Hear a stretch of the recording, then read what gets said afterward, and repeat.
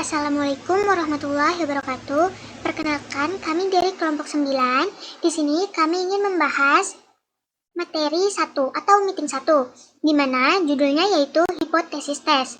Nah, di sini kami beranggotakan yang pertama Muhammad Firman Permana, yang kedua Apriliani, yang ketiga Firdaulah Lydia Hamdah. Kami dari kelas 4B. Langsung saja kita ke konsep materinya. Yang pertama, yaitu ada uji hipotesis. Uji hipotesis adalah metode statistik yang digunakan untuk mengambil keputusan berdasarkan data sampel dan menguji klaim atau hipotesis tentang parameter populasi. Dalam proses uji hipotesis, terdapat dua hipotesis yang dibuat, yaitu hipotesis nol atau HO, H0, dan hipotesis alternatif, H1. Nah, jadi itu, hipotesis nol itu merupakan klaim awal yang diasumsikan benar, sedangkan hipotesis alternatif atau H1 adalah klaim yang ingin dibuktikan dan bertentangan dengan hipotesis nol. Nah, uji hipotesis ini dilakukan dengan mengumpulkan data sampel dari populasi yang lebih besar, kemudian menggunakan metode statistik untuk menghitung nilai statistik uji. Nah, dari sini nih, apabila nilai statistik uji berada di dalam daerah penolakan, maka hipotesis nol ditolak dan hipotesis alternatif diterima. Tujuan uji hipotesis sendiri adalah yaitu untuk membuat keputusan berdasarkan bukti-bukti yang ada. Apabila kita dapat menolak hipotesis nol dan menerima hipotesis alternatif atau sebaliknya. Uji hipotesis sendiri membantu dalam pengambilan keputusan yang didukung oleh analisis statistik, sehingga dapat digunakan dalam berbagai bidang. Nah, tujuan uji hipotesis dapat dijelaskan sebagai berikut. Yang pertama, yaitu ada pengujian klaim. Pengujian klaim ini digunakan untuk mengklaim atau pernyataan tertentu yang diajukan tentang parameter populasi. Klaim ini bisa berupa perbedaan antara dua kelompok, hubungan antara dua variabel, atau perbedaan antara nilai sampel dan nilai teoritis yang diharapkan. Yang kedua, ada pembuktian hipotesis. Nah, uji hipotesis ini bertujuan untuk membuktikan atau menolak hipotesis yang diajukan tentang parameter populasi. H0 ini pertamanya diasumsikan sebagai klaim awal yang ingin diuji kebenarannya. Sementara, hipotesis alternatif atau H1 adalah klaim yang ingin dibuktikan dan bertentangan dengan H0, sama seperti pengertian yang tadi telah dibacakan ya. Lalu yang ketiga, ada pengambilan keputusan. Berdasarkan hasil analisis data dan perhitungan statistik, uji hipotesis membantu dalam pengambilan keputusan apakah hipotesis nol dapat diterima atau ditolak. Nah, keputusan ini penting untuk menentukan apakah suatu klaim atau teori dapat dianggap valid berdasarkan bukti empiris. Lalu yang keempat, ada generalisasi. Uji hipotesis membantu dalam menggeneralisasi hasil dari data sampel ke populasi yang lebih besar. Jika hipotesis nol ditolak, maka temuan dari sampel dianggap mewakili keseluruhan populasi dengan tingkat keyakinan tertentu. Lalu yang kedua, ada tahapan uji hipotesis. Nah, di sini juga tahapan uji hipotesis itu dibagi menjadi beberapa bagian. Yang pertama yaitu menentukan parameter yang akan diuji. Nah, di sini tuh maksudnya tuh menentukan karakteristik yang ingin diuji dalam populasi seperti rata-rata, proporsi, varians, atau lainnya. Terus yang kedua, ini ada menentukan hipotesis nol atau H0 dan hipotesis alternatif atau H1. Maksudnya, hipotesis nol ini menyatakan bahwa tidak ada perbedaan atau efek tertentu, sedangkan hipotesis alternatif menyatakan adanya perbedaan atau efek yang signifikan. Selanjutnya, yaitu yang ketiga, yaitu menentukan tingkat signifikansi atau nah, di sini tuh maksud tingkat signifikansi adalah tingkat risiko kesalahan tipe 1 yang bersedia diterima. Umumnya, alfa ini diatur pada tingkat 0,05 atau 0,01. Terus yang keempat, yaitu pilihan statistik yang tepat. Pilih statistik yang tepat. Maksudnya, di sini tuh kita tuh harus memilih uji yang sesuai dengan data dan parameter yang diuji. Misalnya, jika kita menguji rata-rata, kita ini bisa menggunakan uji T atau uji Z. Sedangkan jika menguji proporsi, kita bisa menggunakan uji Z. Lalu yang kelima, menentukan daerah penolakan atau daerah kritis. Nah, ini tuh maksudnya kisaran nilai-nilai statistik uji yang jika jatuh di dalamnya, hipotesis nol akan ditolak dan hipotesis alternatif diterima. Lalu yang keenam ada hitung statistik uji. Maksud ini, hitung nilai statistik uji berdasarkan data sampel yang diperoleh sebelumnya. Lalu ada yang ketujuh, yaitu membandingkan statistik uji dengan daerah penolakan. Jika nilai statistik uji jatuh di dalam daerah penolakan, maka tolak hipotesis nol dan terima hipotesis alternatif. Jika tidak, maka gagalkan penolakan hipotesis nol. Lalu yang kedelapan, ada ambil keputusan. Nah, di sini tuh kita mengambil keputusan berdasarkan hasil uji hipotesis. Jika hipotesis nol ditolak, berarti terdapat bukti signifikan untuk meminta hipotesis alternatif. Lalu di sini ada yang ketiga, tipe kesalahan. Nah, di tipe kesalahan ini ada dua macam. Yang pertama kesalahan tipe 1 dan yang kedua kesalahan tipe 2. Yang kesalahan tipe 1 ini maksudnya kesalahan tipe 1 ini terjadi kalau hipotesis nol yang sebelumnya itu benar tapi ditolak. Sedangkan kesalahan yang tipe 2 ini hipotesis nol yang sebenarnya salah diterima atau gagal ditolak. Lalu yang keempat ada rumus uji hipotesis di berbagai kasus. Jadi, rumus uji hipotesis di berbagai kasus ini terbagi menjadi 10 bagian. Sampai sini ya. Nah, yang pertama ini jenis uji hipotesisnya yaitu 1 sampel z-test. Untuk rumus dan keterangannya bisa dilihat di tabel. Terus yang kedua ini ada 2 sampel z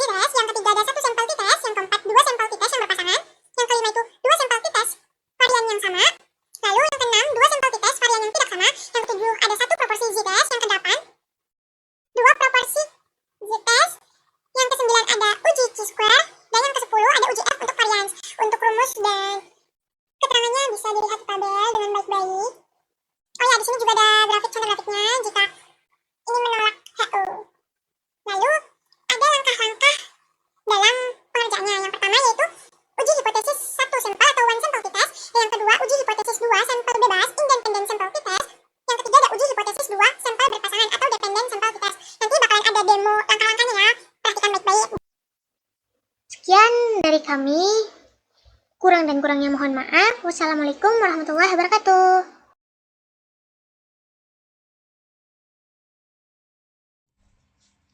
Di sini kita akan melakukan uji hipotesis satu sampel atau one sample t-test. Pertama-tama SPSS-nya dibuat terlebih dahulu, kemudian pada menu variabel itu diganti namanya, kita ganti saja namanya nilai. Nah, kemudian kita lihat datanya. Di sini sudah disajikan contohnya. Soalnya ada pendapat yang menyatakan bahwa rata-rata nilai UTS siswa kelas B sebesar 90 dengan nilai harian tidak sama dengan ini. Untuk menguji pendapat itu, dilakukan penelitian terhadap 20 siswa dan diperoleh jawaban bahwa nilainya sebagai berikut. Pada tabel ini bahwa ada 20 nilai. Nah, kemudian silakan melakukan uji hipotesisnya. Pertama-tama ketik analyze, kemudian compare means, mencari untuk one sample t-test depan situ ya. Kemudian nilai itu jika sudah seperti ini, nilai dipindahkan ke test variable. Oke, jika sudah seperti ini, kita akan mengubah test value-nya menjadi 90. Kenapa 90? Karena rata-rata nilainya itu ada 90 ya. Nah, kemudian dicek optionnya, karena di sini akan melakukan tingkat kepercayaannya 95% untuk mengecek berbeda atau belum. Kemudian ketik continue, kemudian ketik OK, maka akan ada seperti ini hasil dari outputnya. Itu sampel statistiknya kan main itu kan rata-ratanya 85,25000. Nah, pada titiknya value-nya kan 90 ya.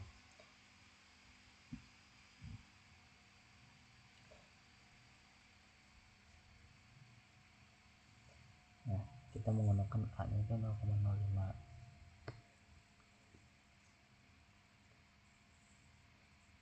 maka A per 2 nya itu kan 0,025.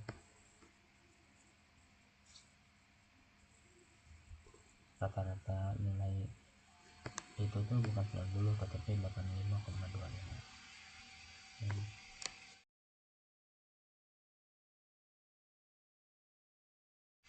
Selanjutnya kita akan melakukan uji hipotesis 2, sampel bebas atau independent sample t-test.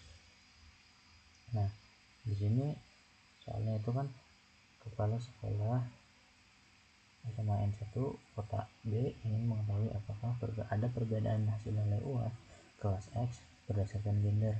Berikut datanya. Pertama-tama variabel review terlebih dahulu, kemudian sudah tersaji nilai, kita tambahkan gender. Oke, kembali ke data view.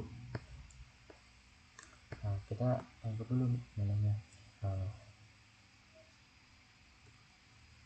Sebenarnya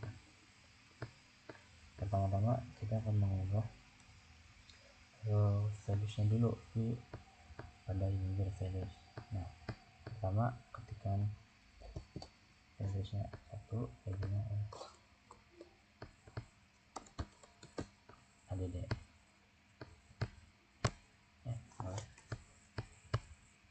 nah, kemudian values-nya 2, labelnya P. Kita akan menggunakan gendernya 1 itu laki-laki, 2 itu perempuan. Oke, ketik OK. Nah, kemudian kita ke datanya, kita sajikan datanya terlebih dahulu. Nilainya 90.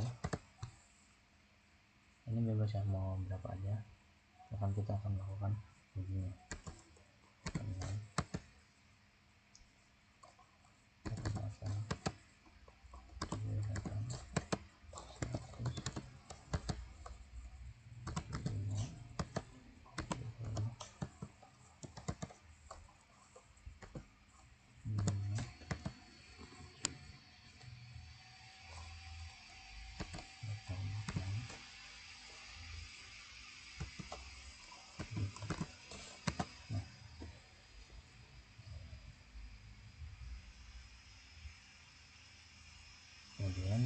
input semua data yang terdapat ke dalam soalnya.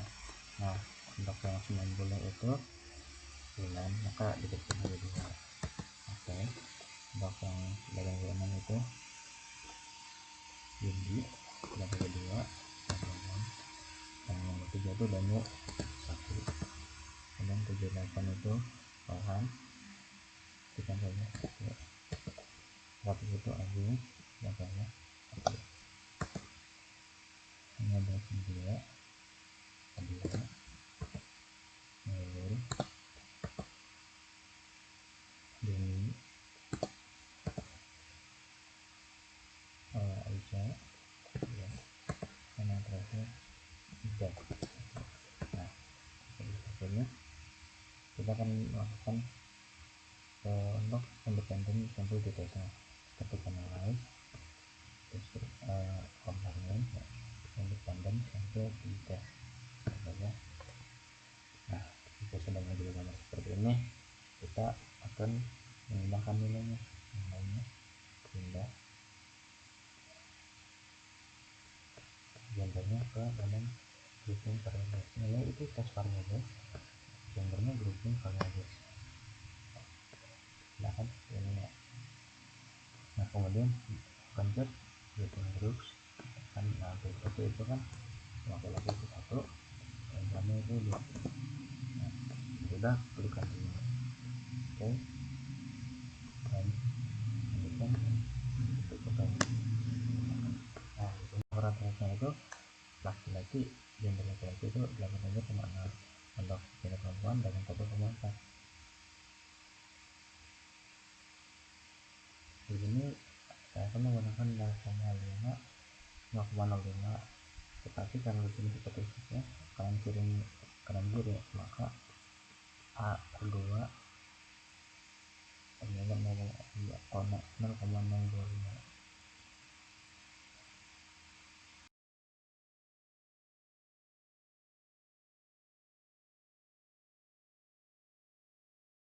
Selanjutnya yaitu bagian C, uji hipotesis dua sampel berpasangan atau dependent sample t-test.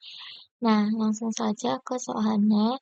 Yang pertama yaitu seorang mahasiswa ingin mengetahui efektivitas dari penggunaan model pembelajaran project based learning terhadap hasil belajar siswa. Sebuah sampel yang terdiri dari 20 siswa, masing-masing diukur hasil belajarnya. Kemudian setelah sebulan penggunaan model pembelajaran project based learning, kembali diukur hasil belajarnya. Nah, ujilah pada taraf nyata sebesar 5% apakah penggunaan model pembelajaran project based learning itu memberikan dampak kepada hasil belajar siswa. Langsung saja kita masukkan datanya yang ini ke SPSS-nya. Ini ya, udah dibuka, udah diinput. Selanjutnya di variabel view-nya kita dikasih nama sebelum dan sesudah, karena ini kan ingin mengetahui efektivitas dari penggunaan model pembelajaran project based learning terhadap hasil belajar siswa. Jadi makanya sebelum menggunakan efek jadi efektivitas dari sebelum menggunakan pembelajaran project based learning dan sesudah menggunakan tuh kayak gimana hasilnya kayak gitu. Terus abis itu kita rumuskan hipotesis dari data penelitian ini. Ini. Nah, hipotesisnya nolnya sama dengan M0 atau model pembelajaran PJBL tidak berpengaruh terhadap hasil belajar siswa. N0 atau tidak sama dengan M1, yaitu model pembelajaran PJBL tidak berpengaruh terhadap hasil belajar siswa. Taraf nyatanya 0,05, daerah penolakannya T hitung, lebih dari T tabel, buka kurung T, A per 2 DF, atau P value, sig 2 kurangin pilot kurang A dengan DF-nya sama dengan N1 ditambah N2 dikurangin 2. Lalu selanjutnya, kembali ke SPSS-nya, kita klik Analyze, Compare Means, terus Pirate Sample T-Test. Nah, ini sebelum dan sesudahnya kan dipindahin ini ke variabel 1 dan variabel 2 kan. Ininya variabel 1, sesudahnya variabel 2. Terus oke, muncul inputnya. Nah, ada 3 tabel. Yang tabel ini berisi mean, standar deviasi, dan standar errornya. Terus tabel 2-nya berisi antara nilai korelasi antara dua kelompok sampel tersebut. Di sini terlihat bahwa nilai signifikasinya adalah 0,00, yang berarti nilai signifikasinya lebih kecil daripada nilai alfa yang digunakan. Di sini juga terlihat bahwa terdapat nilai korelasi antara hasil belajar sebelum mendapatkan perlakuan model pembelajaran project-based learning dengan hasil belajar sesudah mendapatkan perlakuan model pembelajaran project-based learning. Nah, yang tabel ketiga ini berisi tentang paired sample t-test. Nah, langsung saja kita lakukan analisis statistiknya dari rumusan hipotesis ini. Nah, di sini analisis statistiknya kita menggunakan A-nya 0,05 karena di sini hipotesisnya kanan kiri, maka A per 2 sama dengan 0,025. DF-nya sama dengan 10 ditambah 10 dikurangin 2 sama dengan 18. T tabelnya sama dengan T A per 2 DF sama dengan T 0,025. Kan di sininya kan A per 2-nya 0,025. Terus 18-nya dari DF-nya kan T A per 2, DF. Jadinya 2,10092. Jadi untuk pengambilan keputusan ini nih, dia analisis di SPSS tepatnya di barisan pertama tabel. Terus keputusannya T hitungnya 0,578 lebih besar daripada T tabelnya 0,10092 sama dengan terima 0 karena nilai T hitungnya kurang dari T tabel. Nah, P value-nya 0,571 itu kurang dari A 0,05 sama dengan terima 0 karena nilai P value lebih besar dari A. Maka tidak dapat menolak H0, dengan demikian H1-nya ditolak. Mungkin cukup sekian untuk materi pada pertemuan 1 uji hipotesis penelitian kelompok ini. Kurang-kurangnya mohon maaf. Assalamualaikum warahmatullahi wabarakatuh.